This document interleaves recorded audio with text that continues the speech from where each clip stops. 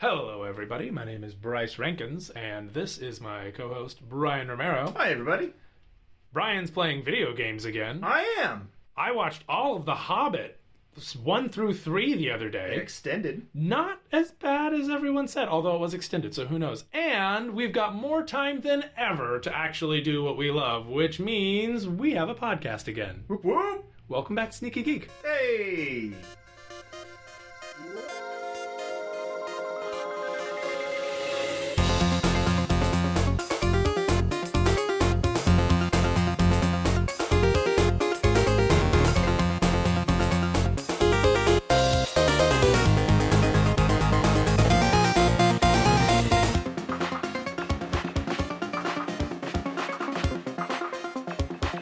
So, over to Nick, Our resident video game correspondent. and by resident, we mean remote. Yes.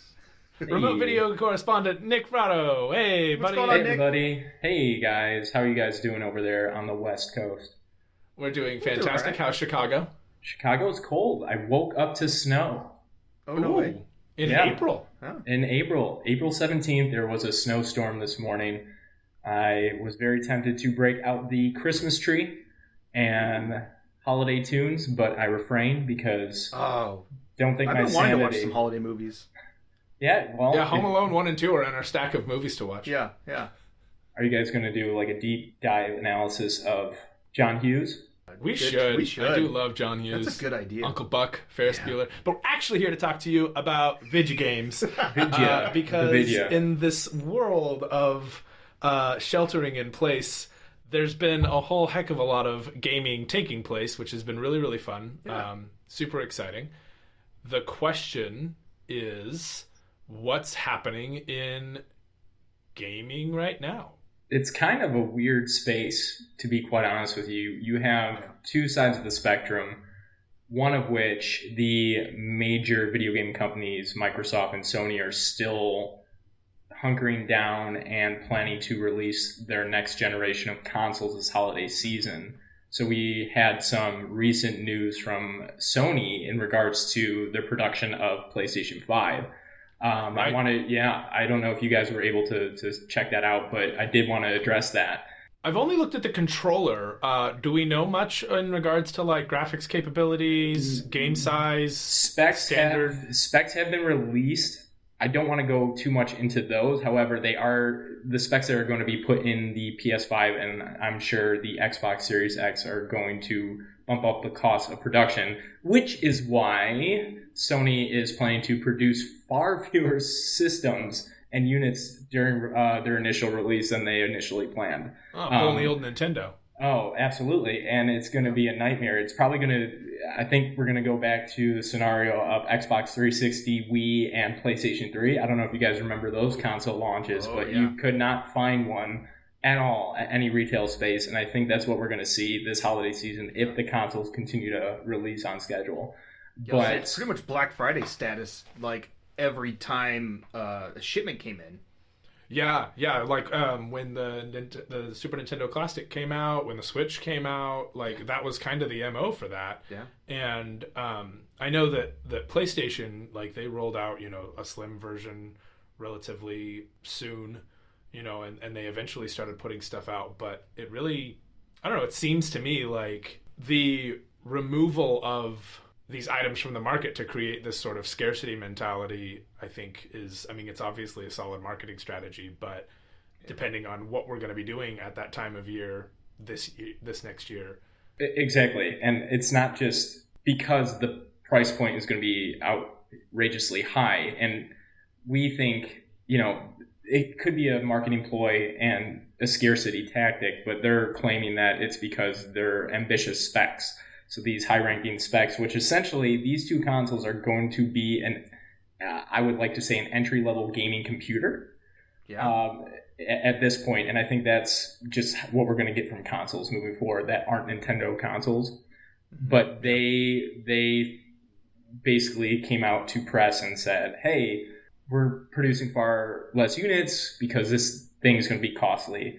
No price point is set yet, but people are looking at $550 between $550 and $650 right now as an initial cost. It's just going to be very interesting to see how many people actually shell out for that.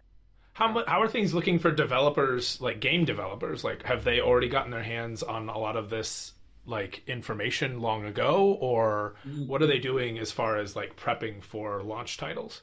Yeah, so game developers do have access to the kits, but I know from at least on the Sony side of things, the developing capabilities between PS4 and PS5 aren't too far different in terms so what Sony's trying to do for the PlayStation 5 is to kind of make it a console where users or people who had a PS4 could transition pretty seamlessly. And I think they're doing the same. Yeah, I heard that it's PS4 backwards compatible. Yeah, they have a X amount of games that they're planning to launch with backwards compatibility, which is going to be pretty cool.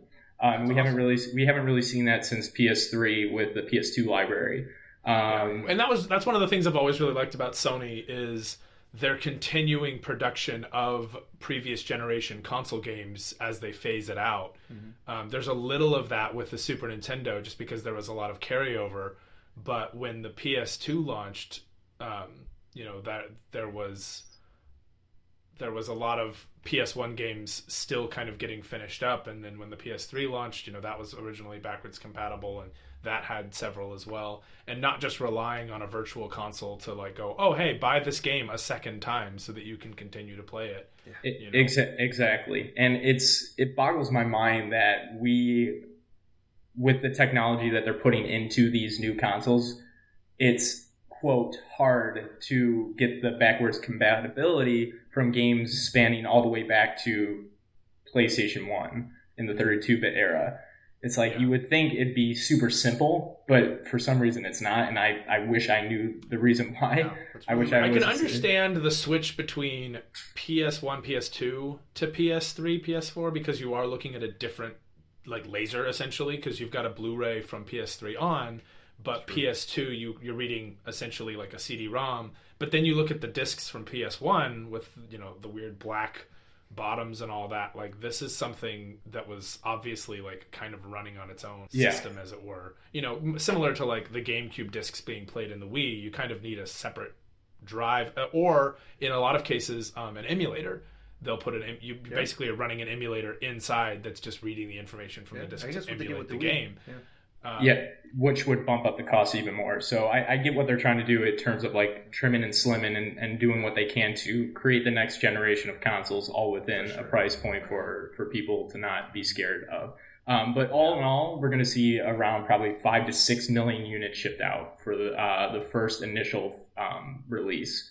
So ending about March 2021, that's how many units will be out in the world, unless they cut that even more based on what's going on in the world. So that'll be very interesting to see. But you said you saw the controller. I'm so excited for that controller. It looks sleek, it looks futuristic, and the transition from rumble technology to full-blown haptic feedback.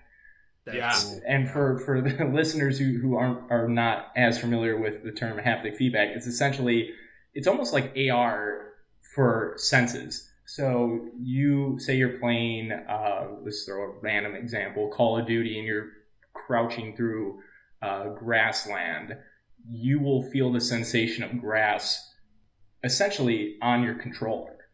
That's the general, So varying degrees of rumble can only go so far. I mean, I remember on the original Silent Hill, if you were hurt, it would pulse a heartbeat to you really, really subtly, and I didn't notice it for like the first 3 hours of gameplay. So if I was hurt, my heart was racing because I sort of just synced up with my controller. I'm really excited to see what can happen when you add so much more to that. Oh yeah. Yeah, absolutely. I'm really excited. Are they coming up with a Leisure Suit Larry game with this haptic feedback? In VR too. It's going to go full blown Westworld. So let's. I was going to say, like, if there's a water level, are you going to get wet? Water sprays out of the controller. Get wet, right? There's a built-in mic in the controller too, which I think is going to help out a lot of people in terms of like just communication and making it easier for the social play. I'm excited because I've always felt like the Xbox controller was just a little bit too big, and that the D-pad and control like joysticks were a little weird. but I did like how big it felt in my hands, because I mean, from the base of my wrist to the end of my thumb, it's 5 inches long. I cramp up playing video games now because I'm having to like pull my thumbs backwards just to kind of get a hold of the controller. So a slightly beefier controller is something I'm really excited about, as well as just seeing the company that once tried to tell us that the 6-axis couldn't support rumble technology. Remember, if you recall, that they threw that out like that was something that anybody believed. The fact that they've done that, and now they're like, hey, we're going to give you the sensation of grass on your hands as you walk through some grass. It's gonna be very interesting. Then you have on the other side, Xbox revealed their updated controller too for the Series X, and it seems more the same. And we've come to see that just from the Xbox One and their transition to the Xbox One X, that they know their fan base and the gamer that they're catering to. And it seems like the Series X is going to catapult those fans into the next wave of Microsoft hysteria with the crazy updated specs as well. There was a Microsoft press conference, I'm blanking on the term. When Nintendo, Direct. There was a Microsoft Direct recently that kind of gave updates to what's going on with Series X. It's still slated for the holiday as well, but there was no indication of units, and it seems that Sony has the light of what's going on in the video game news cycle right now. But as I was saying, it's interesting because Nintendo like throws out a different controller every single console. Like every Nintendo controller is vastly different from the one before it. And you see something like Sony where they're like, okay, we've taken it and we've stretched it and finagled it a little bit like Mario in the menu of Mario 64, and it's still the same thing. Yeah. Whereas Xbox, like the one time Microsoft tried to change it up was like Microsoft ME and Vista, and like, neither of those went well. So they're just like, look, this is what we do. We figured it out. We're not moving from this anymore. This is just what you get.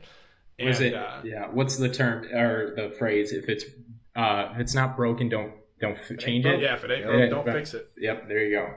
I think that's Microsoft. Which is funny because I don't like the Microsoft controller that much. I appreciate the size, but I think the layout is ridiculous. Which is funny because it's technically like the standard for PC gaming. And obviously because of Microsoft computers, but anyone who has I'm also a Nintendo kid, so I get very upset at the A, B, X, Y swap in the wrong spots. You mean the correct spots? Look, the Super Nintendo is the correct spots, buddy.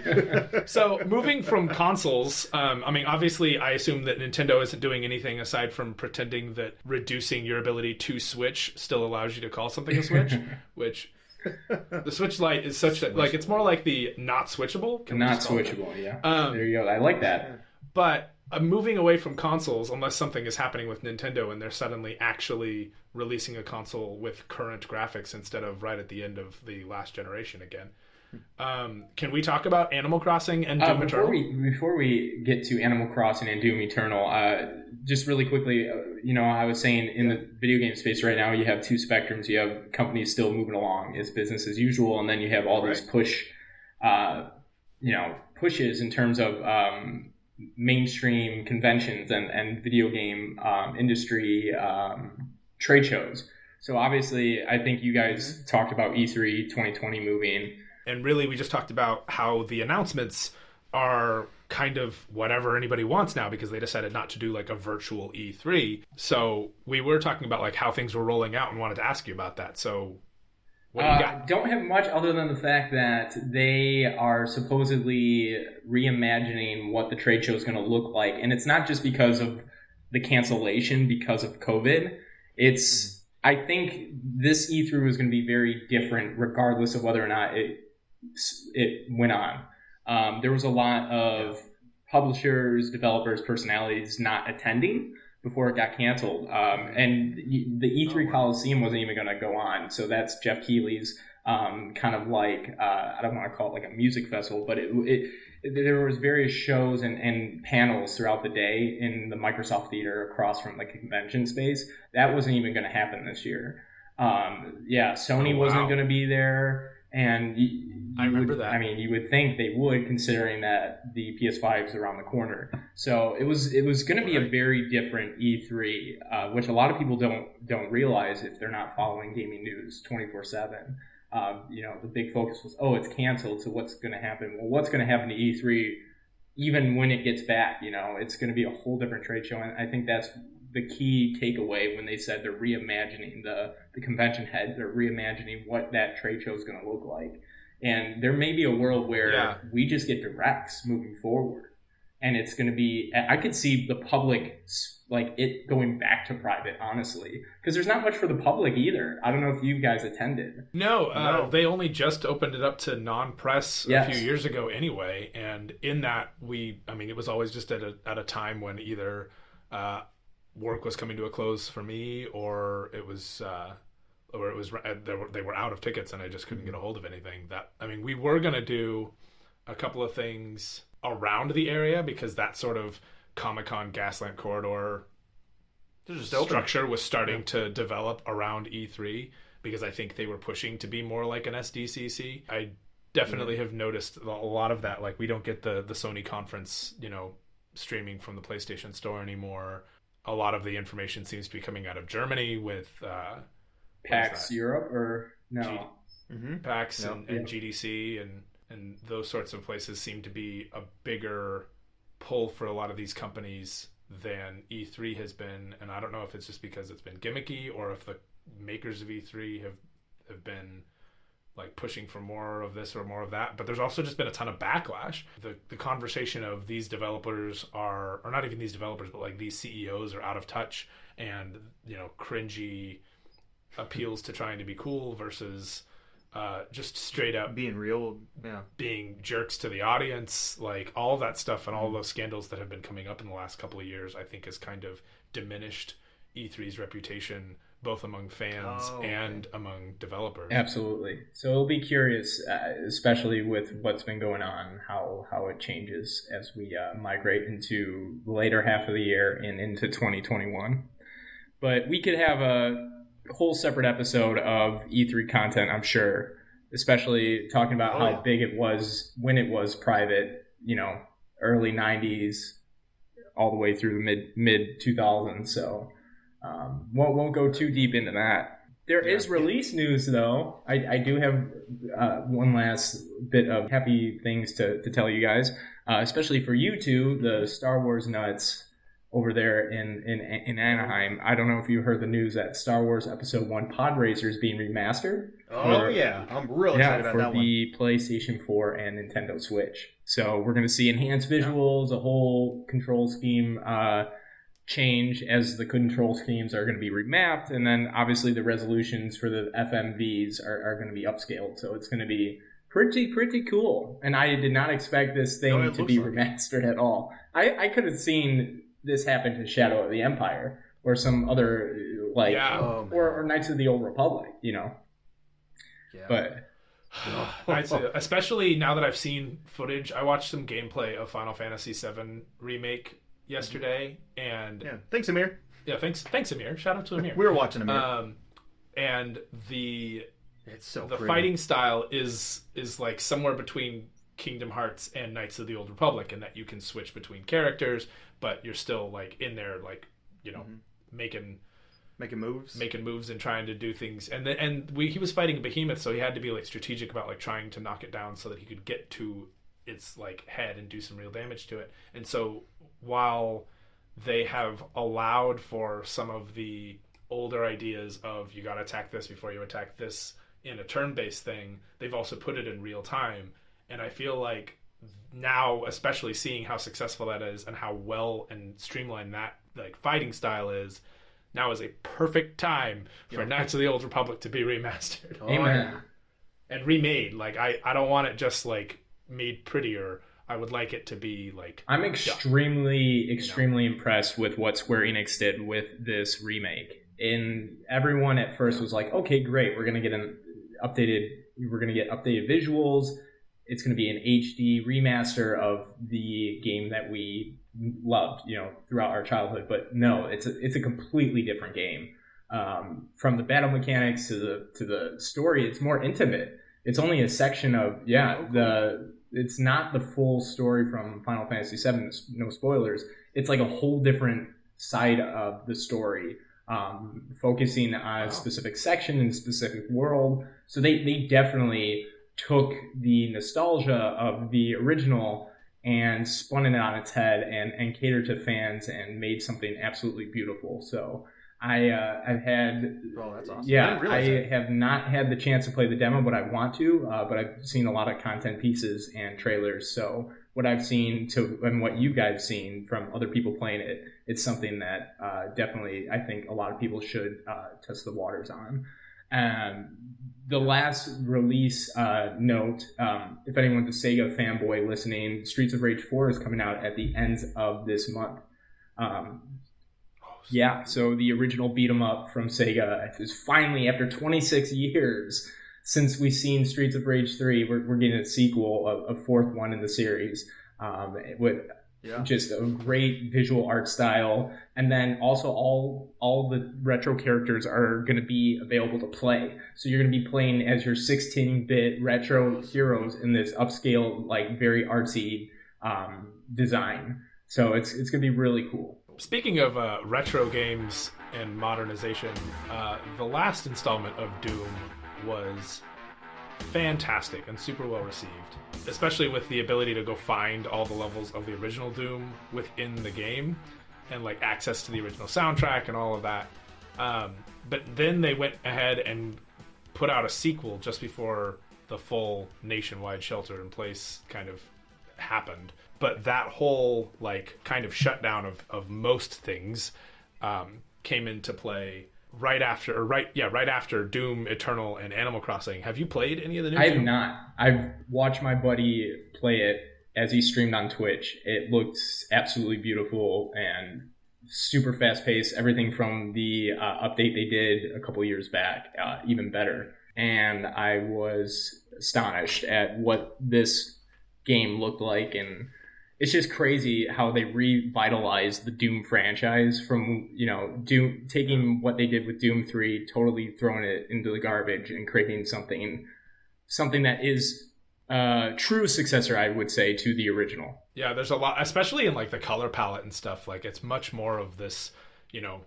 Mars red and hellish, landscape and everything's kind of weird and scary and otherworldly versus this sort of weird Dead Space alien Ridley Scott, lots of metal, whatever it was that kind of came out of things like Doom 3 and the Doom movie with The Rock and whatever that excuse for a Doom movie that came out on Netflix. I don't know if you've watched the new Doom movie on Netflix. I didn't even know there was one. Oh, it is terrible. Animated?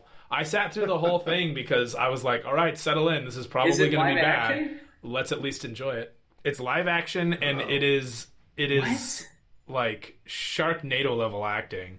And it's based off the video game franchise. It's allegedly like I think they're trying to build in that like as a prequel or something to it, but like it's not by any means close to what the newest iterations of the Doom franchise have been. That's incredible. That's rough. Yeah, really bad one-liners, Perfect. Zoom ins, like terrible CGI. Like we haven't seen one-liners like that since the early 90s. It's bad. It's a mess. Okay, so then the other game, which I'm not at all surprised that you haven't, which came out on the exact same day, which is polar opposite of what Doom is. Doom Eternal is. It's. However, two main like the main character in this game that we're about to talk about, I don't know if you've seen the memes or the shirts where it's her with the Doom guy, hanging with the Doom guy, Isabel in the Doom armor. It's the greatest thing ever, and I'm glad that they kind of like tied these two franchises together unintentionally, but intentionally at the same. Yeah. Oh, it's perfect. Yeah, it was interesting because like people were hyped for both, and they sort of just kind of worked together to promote each other despite being so radically different and despite not really being affiliated with each other in any way. To see something as cutesy as Animal Crossing and well, it was funny because like I knew Animal Crossing was coming out because I got a lot of friends that are playing it and that are into it. I've actually never really played it. I played some of the early ones with Tate way back in the day, but never really got into it. But I had no idea Doom was coming out, and so Bryce mentioned it, and I'm like, that's the only. Oh, I didn't realize there was another game coming out. Everybody's just talking about Animal Crossing. Yeah. Well, in the various circles I run in online, we're definitely like excited and stoked for both. Yeah. And it was exciting to see that both sides were kind of serving to push each other. Although Animal Crossing clearly has outlasted the Doom hype because Animal Crossing has a whole crap load of memes. So, Animal Crossing, Nick, what's the hubbub with Animal Crossing? Animal Crossing, there's been hubbub for years. So New Horizon came out at the same time as Doom Eternal, and it was the 5th iteration of the Animal Crossing franchise. So Animal Crossing has been around since 2001. When it released, people did not, a lot of people, if you're not familiar with the franchise, it was actually a Nintendo 64 game. And it got kind of remastered in itself and ported to the GameCube, which was the first one that was originally released. And then obviously we've had some iterations since then on the handheld and the DS and the Wii as well. But New Horizons takes this social simulation video game series and totally changes the dynamic of living in this animal forest to an animal remote island. And it for those who don't really know what the game's about, you're basically a human living in an animal inhabited world with these anthropomorphic animals. So these humanoid animals. And you basically just go about doing daily tasks, various activities like fishing, bug catching, fossil hunting, gardening, farming. It's open-ended. There's no clear ending. It uses the console's internal clock in real time. It's basically life. It's basically like The Sims to an extent, not as intricate or detailed in the sense that you can't use every single item in the game. You're not, you don't have to, your villager doesn't have to go to the bathroom, eat food, etc. All those crazy mundane tasks that Sims kind of throws at you. It eliminates that and brings kind of just like a relaxing flow of daily tasks. And in the process, you're collecting clothes, building your house, and sharing all this with people. There's so much customization in this game, and I think that's the main reason why people love it, because you could create your own. That's what it looks like. You could create your own pixelized artwork, and people have been sharing these online in QR codes. And I have canvases of Mega Man hanging in my Animal Crossing home, and you kind of take your personality of who you are and put it in the digital format, and that's what makes Animal Crossing so awesome. And especially around this time, when everyone's kind of sheltered in place, Nintendo knocked it out of the park with the whole new online play where you could take your villager and go to someone else's island, and you could have up to I think 6 to 8 people hanging out on this island and doing a million things. Yeah, I'm seeing a lot of posts. People are like, "Come visit me. Here's my code." Yeah, I've been seeing a lot of posts also for QR codes for albums, on any bands that I follow on Reddit, their album covers are available in the pixel art form that you can. I've seen a few of those. And there's been, obviously a ton of memes about here's, class of 2020 hanging out at their graduation. And it's, of course, just everybody, all the Animal Crossing people on one island, because that's as close to social interaction as some of these people are getting. And it's interesting that it came at such an opportune time. It was already people were pretty excited for it, but to add to that, the fact that there's not a lot of social interaction going on, and then adding on top of that, the fact that this is actually from what I can tell, a really good game. Yeah. I'm seeing a lot of really positive reviews of just kind of the Animal Crossing experience. And I think it's really cool. It's cool that gaming has kind of allowed for that sort of thing. Mm-hmm. Yeah, we've seen this in the past with World of Warcraft. We've seen this with, I think it's called Second Life. So there's an EverQuest and all these other MMOs where people have the chance to go in and hang with their friends. But this is kind of a simpler way of doing that, and in almost a real world atmosphere. Definitely. which is fantastic. And to your point, it's like this game was going to be a success no matter what, but just so happened that the timing was unbelievable with the shelter in place, and it's horrible to say it worked in Nintendo's favor to boost even more. I think their stock went up like 52%. Oh wow! Sure. Because of this game. What was the game that came out? I would say about a year ago. That was like a farming game. It was a little more pixely. Stardew Valley. Stardew Valley. Did they take a lot from that? Because I know people who only ever played like action adventure games who are promoting Stardew Valley and telling me that I need to get it. So Stardew Valley is not an original idea at all. I would say by no means no. I think both actually took inspiration from. I don't know if you've ever played Harvest Moon. Yeah, a little bit. Yeah, so in Harvest Moon, it's kind of like Animal Crossing, but instead of like you're building your house in this village, you're a villager, you're a farmer, and you're kind of building. It's a farm simulator, but in a very Japanese specific art style. In terms of gameplay is what Stardew Valley takes from that, where you're grinding and you're trying to make your crops the best so you could sell them at a high price, and I think those elements were directly ripped from Harvest Moon and other games in that simulation sector. Mm-hmm.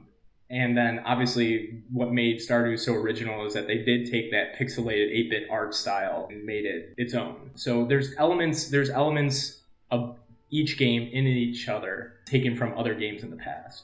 Mm-hmm. That's cool. And it's nice to see like these game developers really seeing and going, what can we take from this and improve it? I mean, that's what games have been doing from the dawn of time. From the dawn of video game time has been, what element of this can we take and expand on? What can we add? What works in this genre? What doesn't work in this genre? And it seems even like after all that time, what works on this console, what didn't work on this console. Well, and audience feedback has never been more available to game developers with the amount of websites that people frequent to do this. It's not just the forums that. I mean, I've never been active on the GameFAQs forum, but I'm reading it all the time. But I'm certainly active on subreddits and Reddit and talking about these sorts of things. And a lot of developers are too. And the Star Wars Battlefront subreddit, Forge, who used to be a developer for that, but he's moved on to another project, and they think it's also Star Wars related.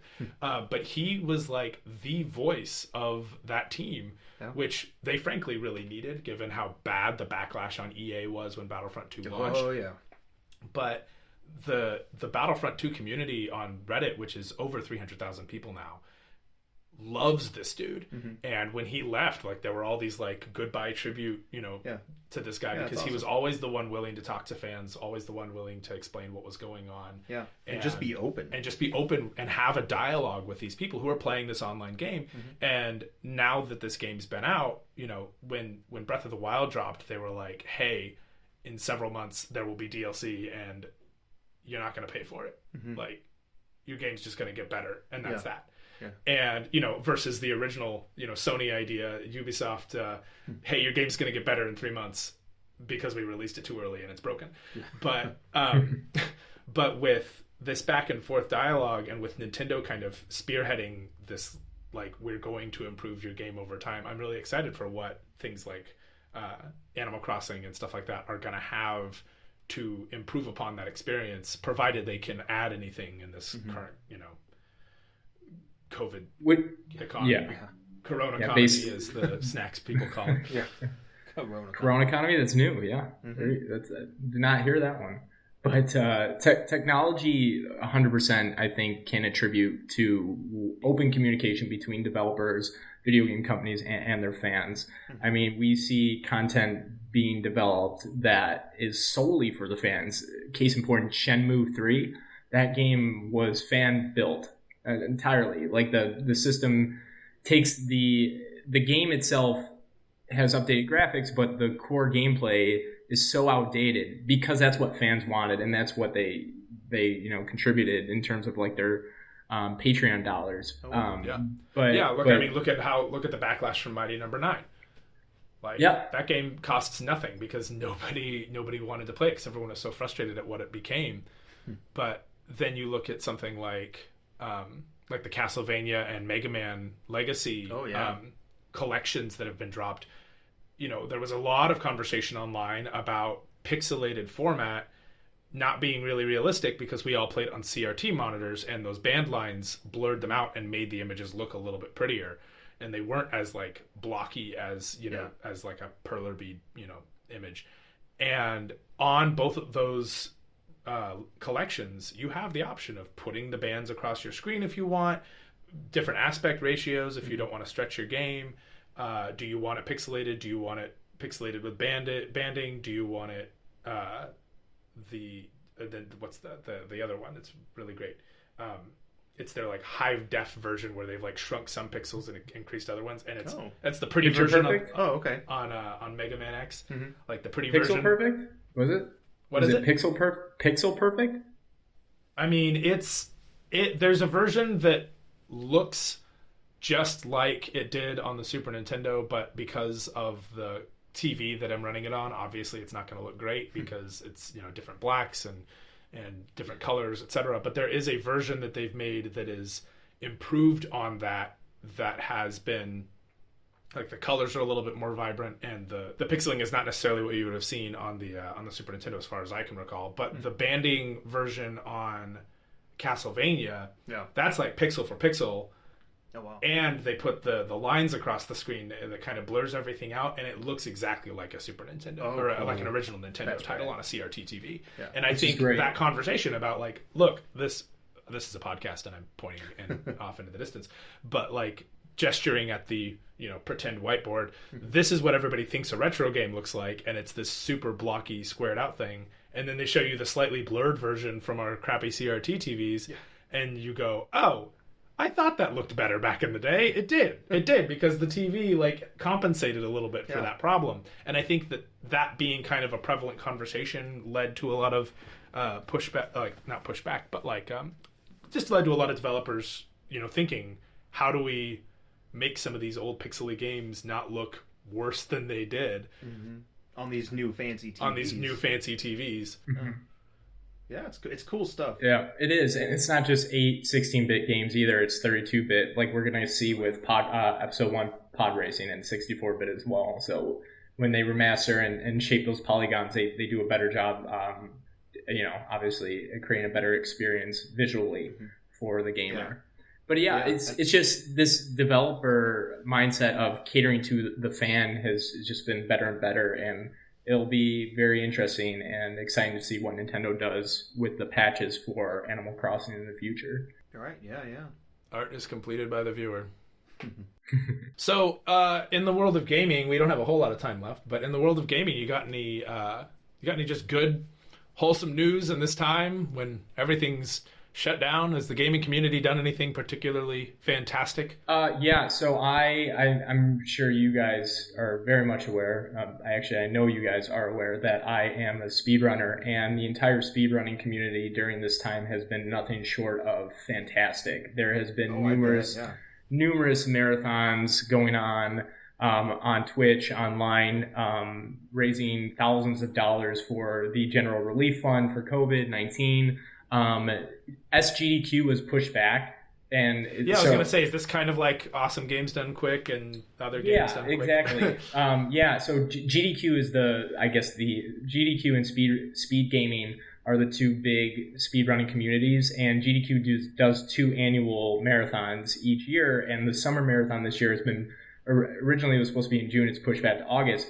But because of that pushback and because of what was going on, GDQ did Corona Relief Done Quick the weekend of April 17th through the 19th. It was a weekend-long marathon, kind of in place of a buffer between SGDQ to build awareness and just show that the speedrunning community is helping fight the good fight for this pandemic. But yeah, we the community has just raised thousands and thousands of dollars for relief. And gamers are coming together to do their part. I think you were talking about it that like the government really slamming video games for violence just recently, but the shift has it's completely shifted the mindset when everyone's sheltering in place, and games have brought communities together and people together, and so just gaming in general, I think is really keeping society sane and really getting people connected when they can't be together. Yeah, the first week of Orange County's shelter in place, Brian was like just pounding away at Jedi Fallen Order. Oh yeah, it was great. And I haven't finished it yet, but I also have been playing a whole bunch of other games as well. And it's been really nice that this, like, because there's not a lot of options for handling this sort of thing, the opportunity to just say, you know what, I guess now is a good time to start working on this backlog has really, really helped, because I get enough out of gaming that I don't have to do. I'm not doing it like all day by any means, but when I sit down, it's like, hey, I'm not like sitting down trying to squeeze in a gaming session. I'm saying, hey, I'm actively gonna do this for a little while and enjoy myself. Yeah. And it honestly, like, it makes playing video games, it makes me feel like a little kid again. Like, I haven't been out of the house in 4 days, and my roommates went and got groceries, which what used to be, you know, my mom just came home with groceries, so it's not like I have to go worry about food. And I feel like I've just been on a little bit of a break, and then of course after a while you start feeling like you need to be productive, and that's how I wind up, you know, planting a garden. No, but you're disconnecting from the real world, which video game. I mean, that's the reason why video games have been loved. It's creating a safe space for a lot of people to just go in and escape. And escape. It's escape organization saying it's really helpful, which is funny because a year ago they said that gaming addiction is bad. And then, of course, there's the study that mirror neurons mean that if you're carrying out violent actions in a video game, your brain actually is mirroring those violent actions within its own. Of course, mirror neurons are often considered pseudoscience, and we're not going to talk about that. That is a whole other podcast. You're taking this way down a dark alley. So so we're not going to go there. But what I will say is it's fun that the World Health Organization is like seeing just how beneficial this has been, both in bringing people together, in giving people a helpful distraction, in giving people an outlet to socially interact, to feel various emotions, to see the outside world.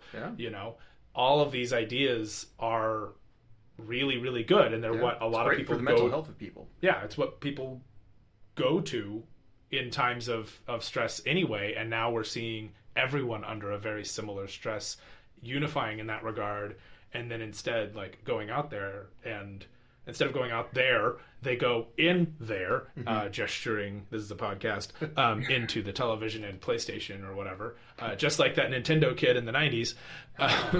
Lucky kid. Lucky kid. Got sucked into his Nintendo. But I'm sure that was, actually horrifying and caused existential crises in his future life. I don't know. That comes in the next season that never got aired, I'm sure. But it's cool to see everybody, like, bonding together in that regard, as well as, like, finding an escape, because everyone's kind of there's been a leveling of that playing field, and I think it's created a lot of empathy, which is really nice. Yeah, you mentioned going back to your childhood, and I think that's a big reason why I am a big gamer and why I continue to be a big gamer into my 30s, is because out of all the things that I associate with my childhood, I think gaming's number one. And when I'm escaping from reality and going into this alternate world, I'm also kind of traveling back in time to simpler times, and when things were a little bit brighter, and I didn't have such a morbid outlook on what is going on around me. But it's fun, and that's a big reason why I'm a video game collector too, is just because I get that rush of nostalgia when I'm just simply looking at games that are in my library that I've owned when I was 6-7 years old. And at this time, I'm so happy I get to take the time to sit down and go through the giant backlog that I have. And, I don't want to say check off lists because it makes it sound like a chore, but go on adventures and try games that are sitting in my library that are just shovelware, but may have a great story that I never knew, or great gameplay. And, so that's why gaming is crucial, I think, in this time. I think more people should explore video gaming as a new hobby if they haven't already. Absolutely. Yeah. I have to say, one of the things that I've been really appreciating about this time has been the amount of content consumption versus content creation. It really started off like on a huge, teeter-totter with an offset where people were not creating a lot and they were just consuming all the things that they'd been kind of holding off on. But as time has gone by, I've seen a lot more people start to get a little bit more creative and start to find new ways to create some of these stories. And a lot of these games like Animal Crossing or Minecraft or these other games that you kind of create your own story because of the amount of freedom you have to play has obviously provided some opportunities and outlets for people to be creative. But the amount of people I've been seeing who've decided now is the opportunity to start really streaming a lot more and Twitch, like playing on Twitch and stuff, or even like start podcasts or start all of Instagram that stuff. And it's cool because they're doing that through the content that they're consuming and using that to fuel the content that they create and like allowing that inspiration. I mean, it's what got us back to recording. This is a podcast. Yes, hello. On Is it geeky things. Is this a podcast? And it's cool to see that there's a lot of people doing that, and there's like a wave of it. I've never seen Amir stream before, and I got on his stream yesterday, and there were like 10 other people on there. Yeah, and I'm like, shoot, I couldn't do that when I was raising money for St. Jude. Yeah, no, like there's been a couple podcasts that I started listening to. There's a great Scrubs podcast that Zach Braff and Donald Faison started up, and they're going through every episode. They got special guests because everybody else has nothing to do. But it's given them like a creative outlet. And then there's a community podcast with Joel McHale and Ken Jeong. Oh, cool. That just started up too. And yet, speaking of more good news kind of things, you got John Krasinski's Good News Network or some good news. It's been great. It's been just like just a breath of fresh air. Yeah. It's been really nice considering the only other thing that seems to be on the news is press conferences. Yeah. Which we don't need to get into, but like seeing all of the different ways that people have said, "Hey, let's take this and make it positive." And one of bringing it back to video games, like seeing the amount of people who've been popping onto Twitch and things like that. I rarely watch very many streams unless I really like enjoy the guy or really want to see what the game's doing or the gal. In the case of my friend Glitch, and in doing that, like it's been really nice to see these people saying, like, I'm kind of burnt out on playing video games, but I want to play with my friends. Yeah. Like, and so if they're not playing online, like honestly, watching Amir play Final Fantasy yesterday, it was like going over to my buddy Charles's house and watching him play whatever he had just rented from Blockbuster on his old PlayStation 1, and this, I don't know, there's just like, it feels like there's this giant reset, especially when it comes to gaming and the way I approach it. I'm not playing a video game while simultaneously listening to my lectures or playing a video game while simultaneously listening to my textbooks. I'm allowed to just give it the time that I want to be giving it instead of constantly splitting it. I mean, do you feel that way, Nick? I know that you've been playing a little bit more and you've been streaming a little bit more. Oh, no, absolutely. 100%. I've been digesting the content differently. I have been playing games that I didn't touch a few years back or when I couldn't finish as a kid. And looking at it from a new lens as an adult, case in point, I'm playing through Final Fantasy X right now again, and I finally beat the boss that I wasn't able to defeat when I was 13. And I sat down and texted my buddy immediately after. I was like, I jumped into that battle completely different strategy, and it was so much easier this time around. And I don't know why I was struggling as a kid.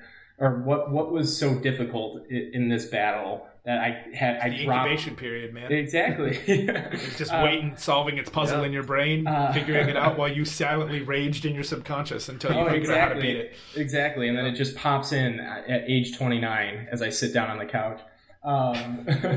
But yeah, no, and then I not revisited, but played BioShock 2. I completely skipped BioShock 2 because of reviews were iffy when it came out. And I forced myself to play through it, and I loved it. And I wrote a review on it on Reddit. To your point, it's like now I'm taking the time to really, really see all angles of this media. To some people, video games it's not an art form, or it's seen as a lazy hobby. But it's completely, it's not at all. It's art through and through. the stories are so engaging in a lot of games, and even games that don't have story arcs at all. You create that story with friends if you guys are playing it simultaneously, or if creating memories from a game that may not have stories. In the case of Animal Crossing, all your daily tasks are different each day. So 100% looking at it from a new lens, and then just taking the time to have fun with it and generate new content. I've been streaming a heck of a lot more. Tell us more about your Twitch, because you just recently got bumped up in the Twitch hierarchy, did you not? I did. Yeah, what you got going on there? I became an affiliate early in March. So for those who don't know, when you create a Twitch account, you kind of are at the base level until you reach 50 followers.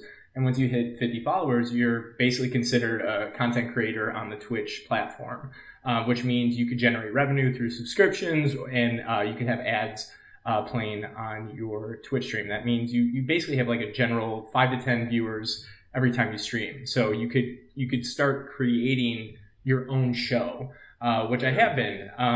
I've been speedrunning the games that I speedrun on top of streaming some variety content. For me, it's so easy because I have such a giant backlog. So I did in the end of March, I did a Game Boy week where I popped in my Super Game Boy for my Super Nintendo and played five games that I never, well, not to say never played, but didn't really dive into at a deeper level, and just shot the shit with my friends on Twitch and played Game Boy games, and it was so much fun. But it made me, this time and just really getting serious in Twitch has made me realize why people do it and why people stream, and the fun that, and the community too. I've gotten in with a side speedrunning group, greatest bunch of guys, and we've been helping each other through this time. And dude, I love watching the speedrun community like work together to like find glitches or find bypasses and break games. Yeah, and then like, I see something team. And I'm like, guys, like I was playing, I want to say it was God of War 2, and I accidentally glitched out of an entire like challenge arena, and I was just done with it.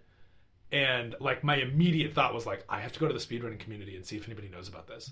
Like, because I just bypassed like 4 or 5 hallways of bad guys instantly. Yeah. And of course, I don't know how big the God of War community is, but like it was one of those things where you see it and you immediately want to run to the playground and be like, dude, I just found a secret passage. Yada, yada, yada. You can unlock Sonic to play in Super Mario because my uncle works at Nintendo. But like, with actual real stuff that happened to you. And that, I think, is one of the things I like about the speedrun community, is that they have this sort of like playground. We're all working on this on our own, and we're all kind of competing, but we also are so excited about the game itself that we're willing to share all of our trade secrets. Oh yeah. It's I like to say we're the scientists of the video gaming community. We're researchers. We take a game, a new species. For instance, I did not know, or I was like, okay, we all get the meme of, hey, you could literally speedrun anything. Like that is the joke of the speedrunning community because it's so true. So I was like, okay. Oh yeah, like I'm speedrunning going to the mail. Yeah, I'm speedrunning. but taking it to the gaming level of like, you could literally okay, I wonder if anyone's posted a time for Mary-Kate and Ashley's Awesome Adventure on Game Boy Color. Yes, 100% people, there is a community for that, which is ridiculous. So I was thinking at a while back, when I was pushing to affiliate earlier this year, I was like, I love arcade sport games like NBA Jam, NFL Blitz. I wonder if you could run NFL Blitz, and lo and behold, you can. And I found out there was a leaderboard with 5 people on it. I'm like, I'm going to literally take this game that I did not know you could run, figure out how this person runs it, and do it better. And after grinding for a whole entire month, I now have the world record in NFL Blitz for the N64. Dude, that's awesome. And I ran on my very first marathon ever this past 2 weeks ago. It was a COVID Your girlfriend relief. must be so proud. Oh, she is. I tell her, hey, if anyone asks, your boyfriend's a world record holder. Thank you very much. Yeah. You know what? I can't fault you. There was this Spider-Man game on iOS 7 that I for 2 days held the world record on their leaderboard for this particular set of levels. And I shit you not, I found a way to bring that up at least 3 times a year to Brian for the last 2 years. Mostly because I'm bitter because all of my data has been removed from the game because they updated it before they integrated Facebook. But to this day, I'm still I have a. It's sort of like a trophy. Yeah, it is. is. Brought it up it's a last digital week. trophy. Last week. That world record got me into my first marathon, speedrunning marathon. It was a COVID relief one that raised $8,000, and I was. That's awesome. Yeah, I played for 300 viewers, which was really cool. I think that's the most I've ever. Dude, that's rad. What'd you play? NFL Blitz.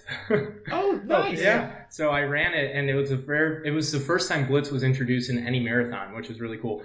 But you guys will get a kick out of this. I'll share the video with you guys, but. Yeah. The category that I run in Blitz is called win a game, where you have to win a game as fast as possible. While I was winning, I got it down to the last minute. It was awesome. Everyone was loving it. And the computer, all I had to do was tackle the computer, and the time was done. It was done. RNG bit me in the ass, and the computer juked me, and I missed 2 tackles, and the computer won the game. So the computer, and instead of being a bunch of assholes oh, you whiffed down the big stage, everyone was laughing dude, this was so fun. Thank you for running this game. Yeah, because it's so ridiculous. They're it's like when those 2 fish played Street Fighter. Yeah, exactly. Everyone's I'm here to watch this ridiculous that it's. Yeah, you're king of Turd Mountain, but it's still hey, you're a king. Yeah. It was fun, and that's again the reason. $8,000 for COVID relief. Awesome. Yeah, it was $8,000. The guy. Dude, I'm so proud of you. I didn't raise it. I wish it was all me, but it was some. I'll send you the link. He's a big partner on Twitch. If 300 people watched, at least some of them donated. You contributed 100%. As a gamer. That's the freaking best news you could have given us. Yeah, and I've been trying to get into more. I've applied or submitted Blitz for Summer Games Done Quick, so I might be in Minnesota in August. Who knows? Dude, rad. So yeah. It's streaming and speedrunning is a lot of fun. For those if you're ever interested, shameless plug right now. No_ice_5 is my Twitch channel handle, and awesome. I like I said variety stream, but the games that I speedrun are Mega Man 4, NFL Blitz, and Mario Tennis 64. So Mario Tennis 64. Yeah, I'm second place in Mushroom Cup single miscellaneous category. So. Cool. Dude, there we go. Solid game. That's fantastic. I know. I'm done. Narcissism's ending right now. Oh, okay. No, cool. Thanks. I appreciate you dialing it back for us. No, it's fun stuff, and I really wish I was there with you guys because every time we SGDQ rolls around, I know Bryce and I have been doing some streams. That Mario Party stream was a lot of fun. God, that was so much fun. We had 15 viewers and people were really into it. So hopefully we can do that again. We could probably get that going. Yeah, we could figure out some ways to get at least something happening. That's kind of a good segue is just to talk really quickly about, we're talking about streaming and getting people together, the increase of Jackbox streams. And I've done 2 of them finding ways, already. One with you. Yeah, it's just finding ways to play with other people and other gamers, which is... what we're all trying to do now, since we can't play trivia at the bar, Yeah, no, I've done a trivia night. I've done 2 of the Jackbox games, and I'm talking with people, some friends to do online Settlers of Catan on the Switch, and you and Tate with Pokemon Shield and Sword, and so it's kind of cool. Yeah, Zoom meetings and things like that, which is actually what we're using to record this podcast partially. Zoom meetings and the have been really, really good in facilitating the ability to have that visual, like we're in the same room component to online gaming that I think has been one of those things that's kind of gotten in the way for a lot of people, is that they've only, you have to have a headset or whatever, or you have to do that. Like for a long time when I didn't have a headset, I would just call my buddy and then leave it on speakerphone while I played video games, either online with him or simultaneously or whatever. But it's cool to see the various ways that human ingenuity has said, we're going to have a good time together. We just have to figure out how. Yeah. Oh, yeah. So, I'm still hooked in through the Sneaky Geek podcast Twitch profile on my PS4. And now that I've got, the Mega Man Legacy collection and that Castlevania collection, I think maybe that's exactly what I need to start doing, especially on games where I'm not necessarily super invested in the story, so I don't mind people talking over me or whatever. Yeah. Like God of War, I'm gonna finish that by myself. Yeah. Obviously, because I've had enough emotional moments in that game as it is. Yeah. But some of these games that I've played a million times, like Mega Man X, like I'm all for that. I'm waiting for you to speedrun that, man. Say that again. He's ready for you to speedrun. I'm waiting for you to speedrun Mega Man X. I've gotten so slow at that game compared to how I used to be. It took me forever to beat Sigma. I'm gonna have to really up that. Join the Mega Man community. I need to figure out how the hell to get the Hadouken into his head immediately, because that's like the one thing is I can one hit KO every enemy in that game once I have Ryu's fireball, but I cannot seem to get that fireball to hit Sigma's head. I also probably could use a little bit of muscle growth in my hands again, because again my thumbs get real sore on that controller. Nick, thank you so much for coming on to the podcast. We're so excited to be back, and we're so excited to have you back, especially with all of the content we had. Obviously, we had a lot to catch up on because we haven't talked to you in a little while. Thank you guys. It's been too long, and miss you both. Yeah, man, we miss you. We miss you a ton, and we're thinking that we need to start having you on and a few other guests on a little bit more regularly, especially because this is, I think, as far as I know, this is our first remote podcast we've ever done. Our first one. And it was, other than a little bit of technical hiccups in the beginning, but it was only just a learning curve. Yeah, and we kind of figured stuff out. Yeah, we did. So this is dope. We should definitely do this again. I'm so glad we found a way to bypass COVID and the Orange County to Chicago situation. Yeah. So again, you are no_ice5. No_ice_5. So there's 2 underscores. Yes. So you are no_ice_5. No ice. No ice. Also known as Noise. Yes. So you're on that, and that's on Twitch. Are you on Instagram or Facebook? I'm not on Facebook. I have my Twitter, which is it's the same thing as my Twitch handle. So you're on Twitter with no_ice as well? You can find me on Twitter. You can find me on Twitch, and then for anyone who has Discord, that's my name on Discord as well. So Discord's that nice. gaming chat app for those who are unfamiliar. Cool. Perfect. And then, of course, we are on Twitch as Sneaky Geek Podcast, one word. We are on Instagram as Sneaky Geek Pod, and we are on the Facebooks as well. By all means, come look us up. And then, of course, Brian and I'm Bryce Rankins, at Bryce Rankins on Instagram. Brian, on Instagram, you are... BROM1137. BROM1137. Yeah. So, of course, as always, give us a like, give us a subscribe. Smash that like button. Smash. Hulk smash. Absolutely, find us on Twitch, and then of course tell your friends, tell your enemies, tell the people that you're kind of ambivalent toward to come give us a listen, because we're back, baby. Yeah, back. Gotta get back in time. Back in time. And of course, you can find our podcast if you were listening to us here on SoundCloud or Apple Podcasts or Google Play. We are doing what we can to try to see what we can figure out if we can possibly do some work to get ourselves onto Spotify, but there's a lot of varied rules and regulations. We kind of have to be familiar with that. We might have to re-release some of our old episodes in a different format, but that is all a Bryce problem. So we look forward to seeing you, hearing you again. Nick, we look forward to seeing you on Twitch, and everybody else, stay safe, wash your hands, play some video games. See ya. And we're done.